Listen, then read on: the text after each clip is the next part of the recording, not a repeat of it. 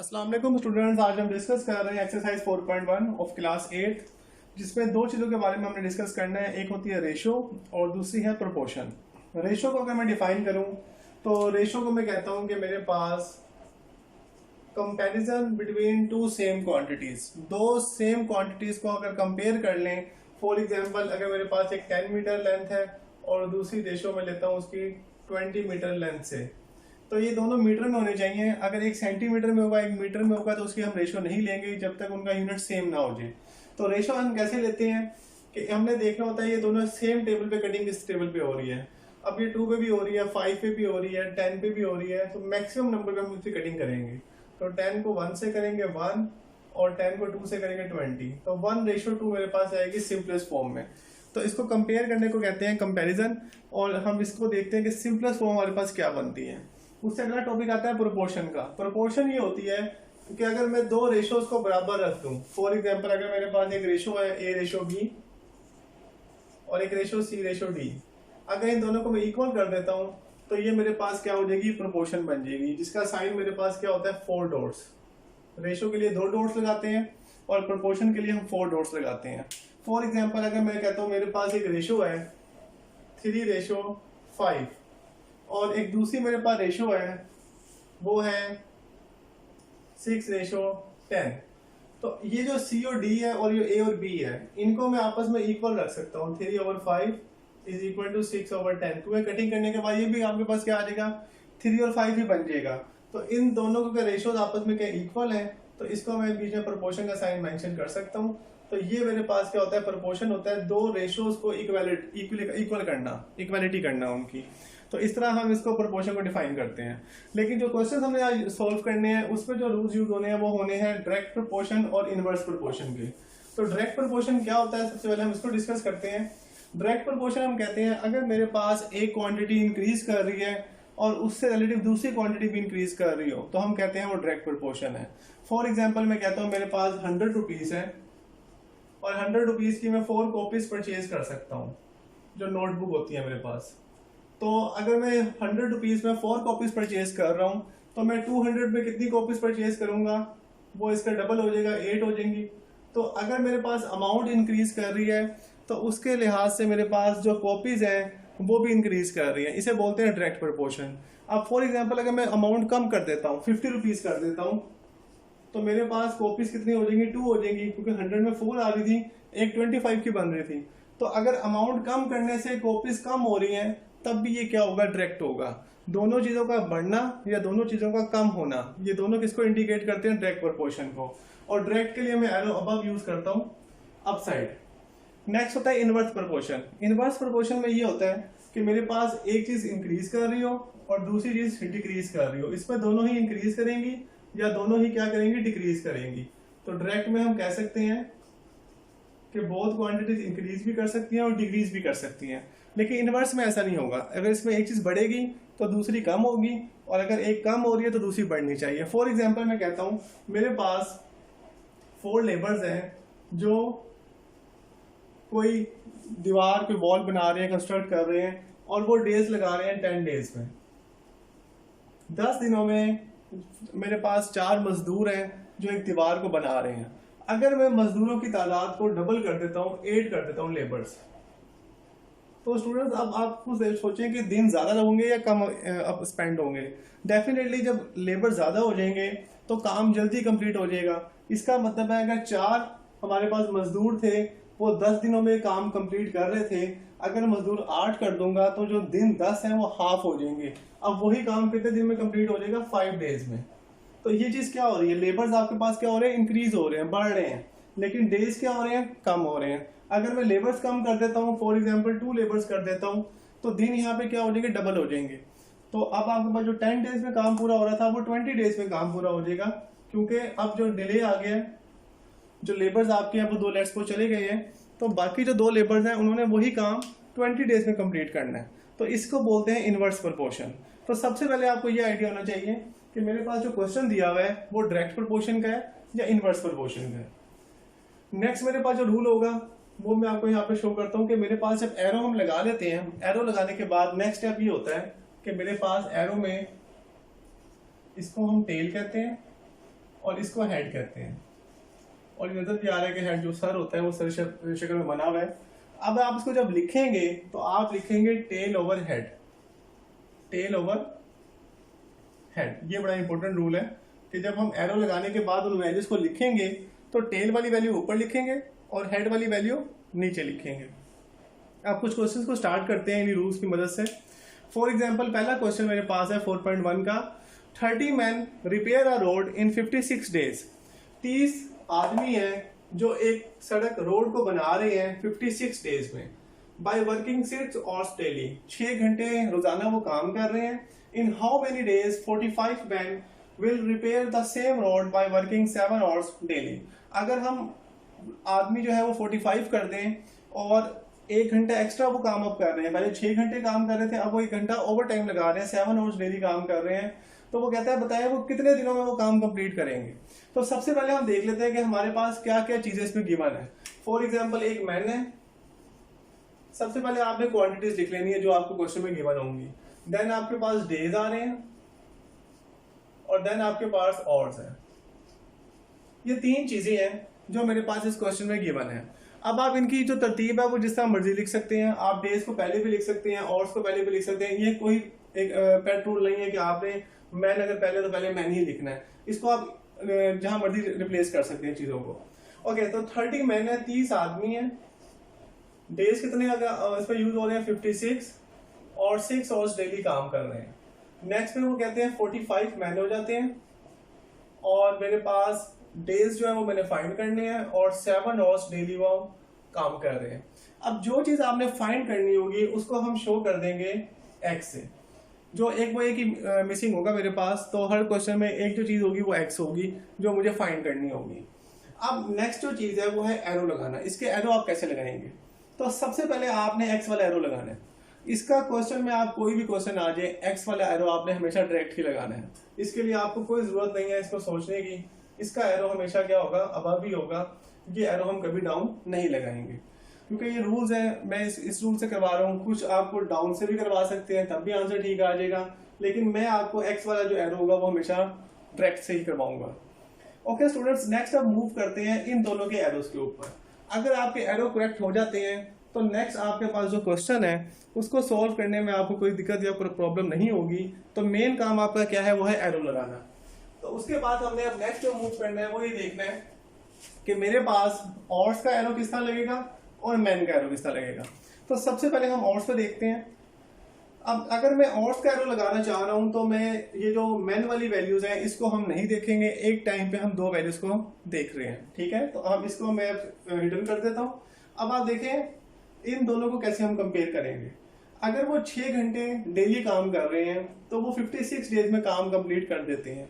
लेकिन अगर वो 7 आवर्स डेली काम कर रहे हैं, मतलब एक 1 और क्या हो रहा है, एक्स्ट्रा हो रहा है, तो अब आपने ये बताना है कि क्या दिन ज्यादा यूज होंगे या कम होंगे। तो आप इसमें कॉमन सेंस यूज करें कि अगर वो 6 घंटे काम कर रहे थे तो इतने दिन यूज हो रहे थे। जब 1 घंटा वो एक्स्ट्रा काम कर रहे हैं डेली, इसका मतलब है कि काम अब जल्दी कंप्लीट हो जाएगा और दिन क्या लगेंगे, कम लगेंगे।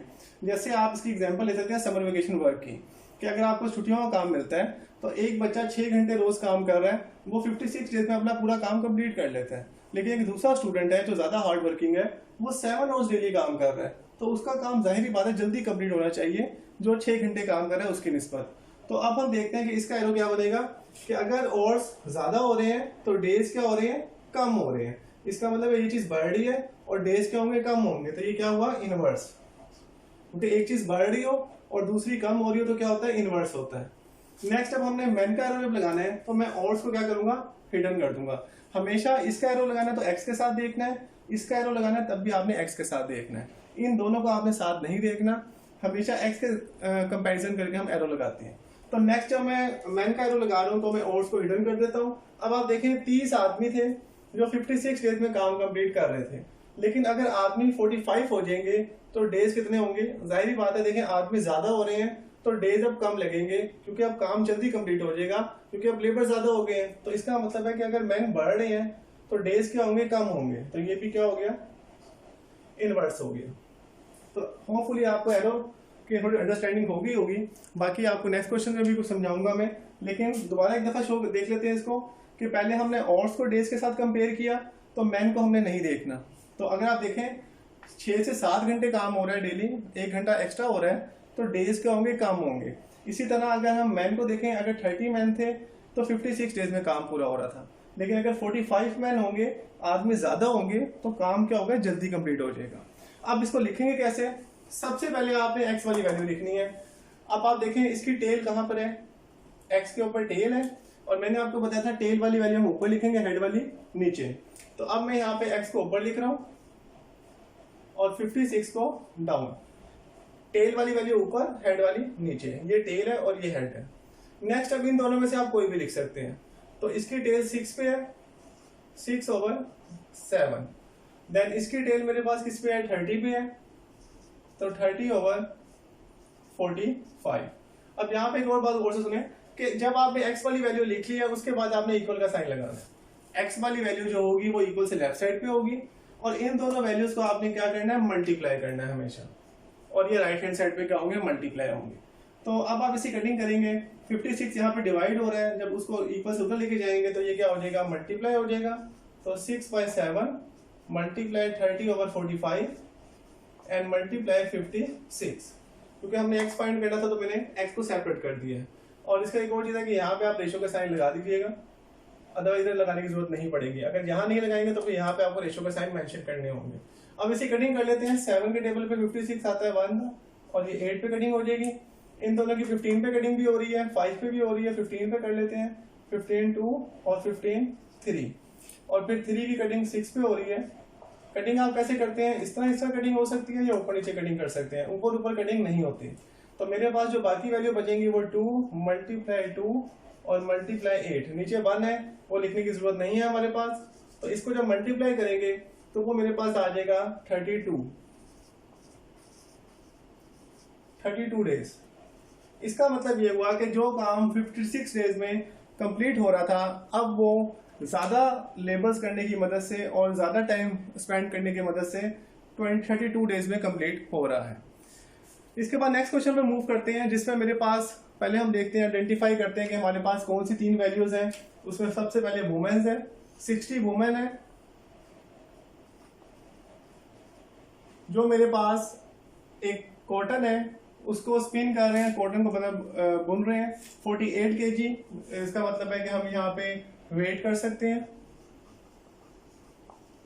और दूसरी चीज मेरे पास है ऑर्स, टाइम। या आप कुछ भी लिख सकते हैं, इसकी कोई स्पेसिफिक नहीं है कि आप यहाँ पे अगर केजी में लिखना चाहें तो आप केजी भी लिख सकते हैं, किलोग्राम में। तो मेरे पास वुमेन्स हैं, 60 वुमेन्स हैं जो 48 kg स्पिन कर रही हैं cotton by 8 hours working daily, 8 घंटे रोज काम करने की मदद से। Then how much cotton will 30 women, अगर वुमेन 30 हो जाए तो वो कितनी कॉटन बुनेंगी अगर 12 घंटे डेली काम कर रही हो। तो सबसे पहले हम लिख लेते हैं 60 वुमेन है, उसके बाद वेट कितना है, 48 kg कॉटन बुन रही है। देन 8 घंटे डेली वो काम कर रही है। उसके बाद मेरे पास वुमेन 30 हो गई हैं और 12 घंटे अब डेली काम हो रहा है। और जो वेट है वो मैंने बताना है कि कितनी कॉटन है वो बुनेंगे, कितनी कॉटन वो प्रोड्यूस करेंगे। तो सबसे पहले इसका एरो लगा लेते हैं, ये अब होगा। नेक्स्ट अब मूव करते हैं और्स के ऊपर या वुमेन्स के देखते हैं। अब यहाँ पे हम ऑब्जर्व करते हैं, अगर 8 घंटे वो काम कर रही थी तो वो 48 kg कॉटन बना रही थी। अगर 12 घंटे काम करेंगी तो कॉटन डेफिनेटली ज्यादा बनाएंगी, क्योंकि ज्यादा टाइम अगर काम कर रही हैं तो ज्यादा चीज प्रोड्यूस करेंगे।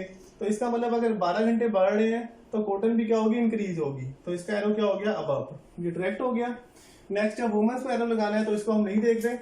अब 48 kg कॉटन कब बुन रही थी, जब 60 वुमेन्स थे, यानी कि 60 औरतें थी, वो 48 kg कॉटन बना रही थी। जब औरतें कम होंगी तो डेफिनेटली कॉटन भी क्या होगी, कम होगी, क्योंकि जब लेबर कम हो गया तो जाहिर बात है जो हमारे पास प्रोडक्शन आ रही थी वो भी क्या हो जाएगी, रिड्यूस हो जाएगी। तो इसका मतलब है कि अगर 30 औरतें होंगी तो कॉटन भी क्या हो जाएगी, कम हो जाएगी। इसको नहीं देखना आपने कि टाइम बढ़ रहा है या कम हो रहा है, आपने इन दोनों को देखना है। तो जब 60 से 30 कम हुई तो कॉटन भी क्या होगी, कम बुनेंगे।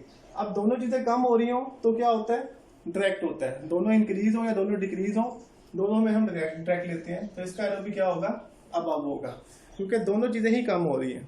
नेक्स्ट अब मैं इसको लिखूंगा कैसे, टेल ओवर हेड x/48, उसके बाद इक्वल का साइन, फिर टेल ओवर हेड, टेल 12 पे है, 12/8 मल्टीप्लाई टेल 30 के ऊपर है, 30/16।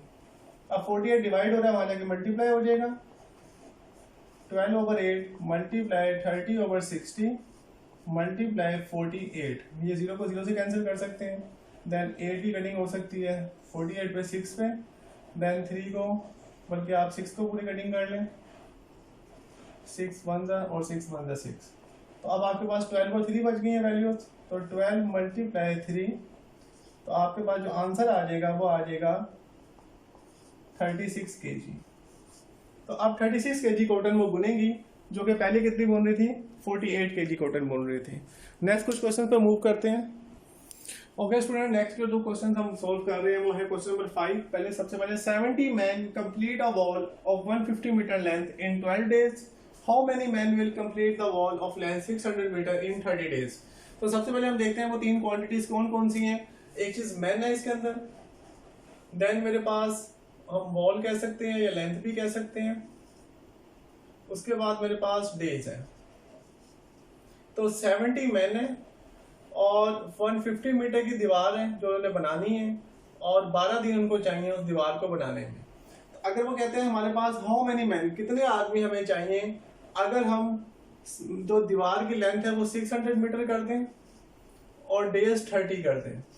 अब यहाँ पे अगर आप देखें कि एक चीज बढ़ रही है और दूसरी कम भी हो रही है। जैसे आप अगर वॉल की दीवार उन्होंने ज्यादा की है तो डेज भी ज्यादा कर दी हैं, आपको टाइम भी ज्यादा मिला है। तो आप देखते हैं कि इसका जो रिलेशन बनेगा वो कैसे बनेगा। सबसे पहले एक्स का हम लगाएंगे, वो ऑलवेज अबव ही होता है, वो डायरेक्ट ही लेते हैं हम। और यहाँ पे मैं दोबारा लिख देता हूँ रूल। डायरेक्ट के क्या रूल है, डायरेक्ट प्रोपोर्शन के दोनों या तो इंक्रीज हो रहे हो या दोनों डिक्रीज हो रही हो। और इनवर्स की क्या रूल है कि अगर एक इंक्रीज करे दूसरा डिक्रीज करे, और अगर एक डिक्रीज करे तो दूसरा इंक्रीज करे। तो अब इसको देखते हैं कि हमारे पास ये तो ऑलवेज अबव ही होता है। अब हम पहले वॉल को साथ कंपेयर करते हैं, तो डेज को हमें आप नहीं देख रहा। अगर 70 मैन है, 70 आदमी है, 150 मीटर की दीवार बना रहे हैं, अगर दीवार की लंबाई ज्यादा हो गई है, 600 मीटर कर दी है, तो डेफिनेटली हमें लेबर भी ज्यादा करने पड़ेंगे, क्योंकि अब वर्क क्या हो गया, ज्यादा हो गया, काम ज्यादा हो गया है। तो जो मजदूर हैं, जो लेबर्स हैं, वो भी ज्यादा करने होंगे। इसका मतलब है कि अगर दीवार ज्यादा हो रही है तो लेबर्स भी क्या होंगे, ज्यादा होंगे। इसका मतलब है ये डायरेक्ट होगा, दोनों इंक्रीज हो रहे हैं। नेक्स्ट मैंने इसको कंपेयर करना है डेज के साथ, क्योंकि हमेशा एक्स के साथ हम देखते हैं, जिसको हमें सॉल्व करना होता है।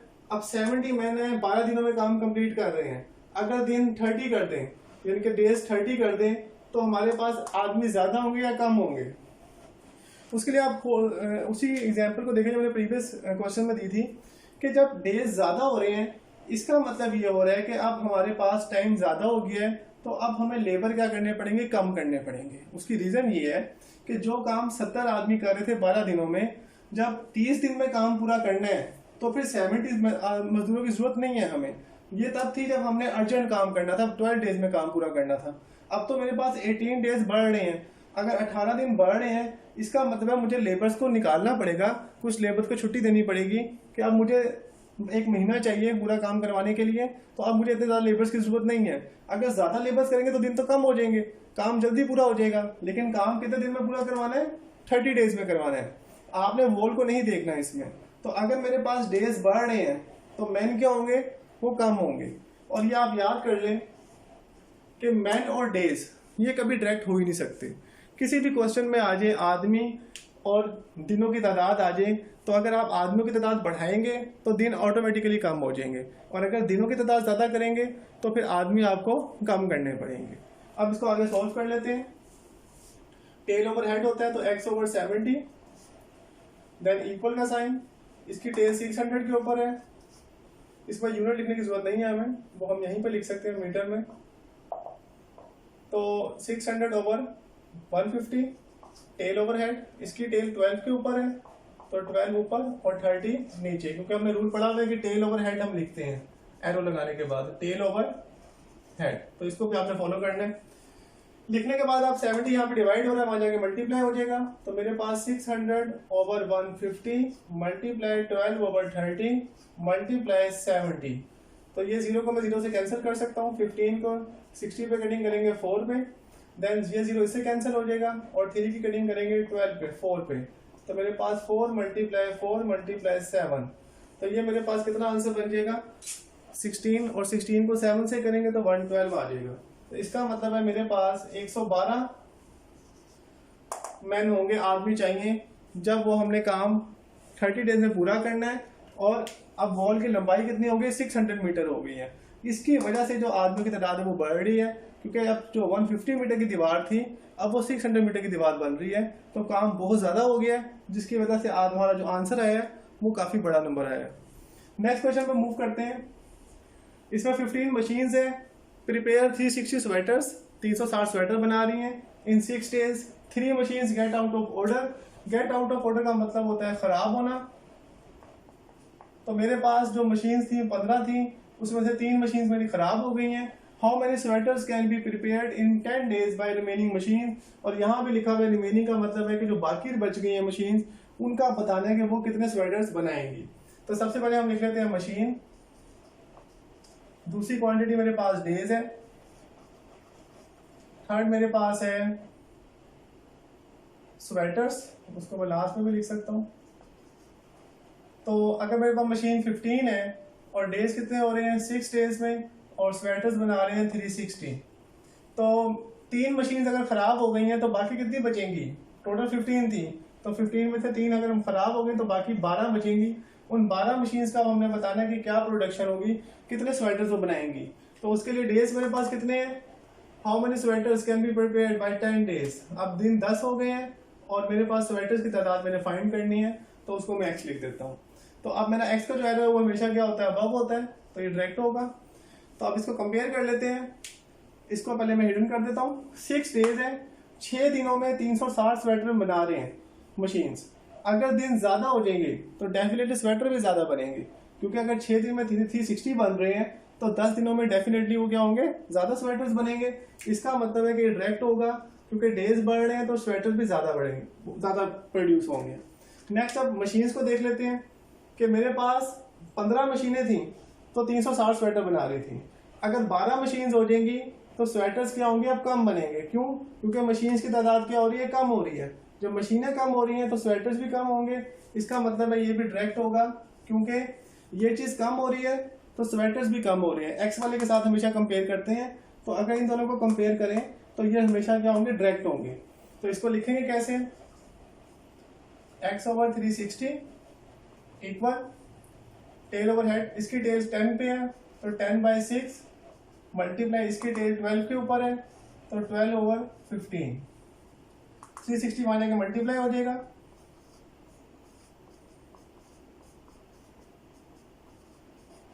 अब इसकी कटिंग कर लेते हैं स्टूडेंट। 6 की कटिंग इजीली हो सकती है 360 पे, 6 6 60 36 और 0 ऐसे आ जाएगा। फिर 15 की अगर मैं कटिंग करूँ इस पर तो वो 4 पे कटिंग हो जाएगी।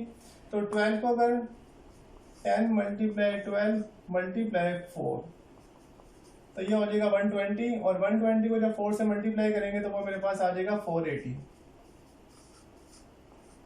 तो जो स्वेटर्स पहले 360 बन रहे थे अब मेरे पास कितने बन रहे हैं, वो बन रहे हैं 480। तो होपफुली जो बाकी क्वेश्चन है इसके आप वो इसी मेथड से सॉल्व कर सकते हैं, और जो मैंने आपको रूल्स समझाए हैं उन्हीं रूल्स को आप फॉलो करें तो आप इंशाल्लाह बाकी जितने भी क्वेश्चन हैं इसके वो आप इजीली सॉल्व कर सकते हैं। Thank you so much.